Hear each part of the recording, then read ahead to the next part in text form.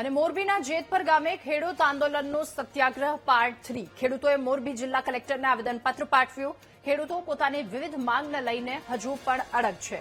375 થી વધારે ગામના સરપંચના સમર્થનમાં આવેદનપત્ર આપ્યું। મોટી સંખ્યામાં ખેડૂતોએ ઉગ્ર રજૂઆત કરી છે।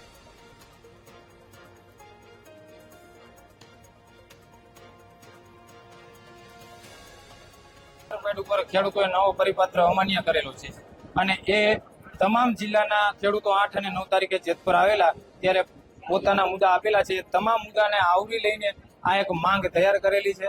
એ માંગ સાથે આજે આવેદન પત્ર અમે કલેક્ટર સાહેબને દેવા આવેલા હતા અને એમાં 365 ગામના 8 વાગ્યા સુધીના આવેલા છે અને હજી પણ લેટર પેડ આવવાના ચાલુ છે।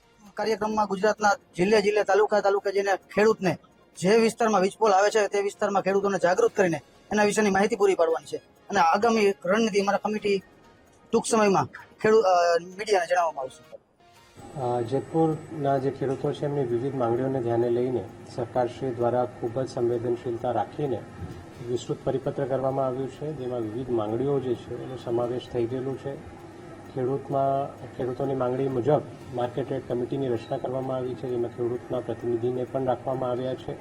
સાથે સાથ જે ભાવ છે એમાં પણ વધારો કરીને 200% અને ગ્રામ્ય વિસ્તાર માટે 30%ની જોગવાઈ કરવામાં આવેલી છે અને ખૂબ જ વિસ્તૃત પરિપત્ર આ બાબતે જાહેર કરવામાં આવ્યું છે।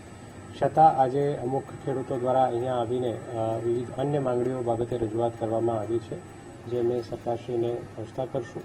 પણ સાથે સાથ આપના વતી મને તમામ ખેડૂતોને પણ મારી વિનંતી છે કે જે સરકારશ્રીનો પરિપત્ર છે એ ખૂબ જ સારું અને ખેડૂતોના હિતમાં છે।